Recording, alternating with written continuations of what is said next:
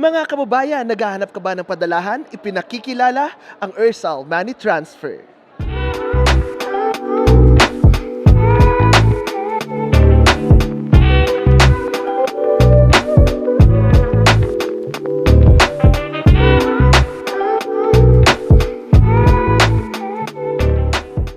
Pwede rin kayo dito magpadala gamit ang kanilang kiosk, open 24/7. Madali, mabilis, ligtas at hindi na kailangan ng cash.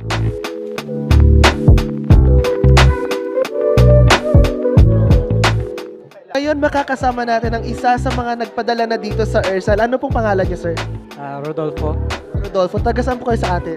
taga Bulacan. Taga Bulacan ka? O hindi tayo magkababayan? Ano pong experience sa pagpapadala dito sa Ersal?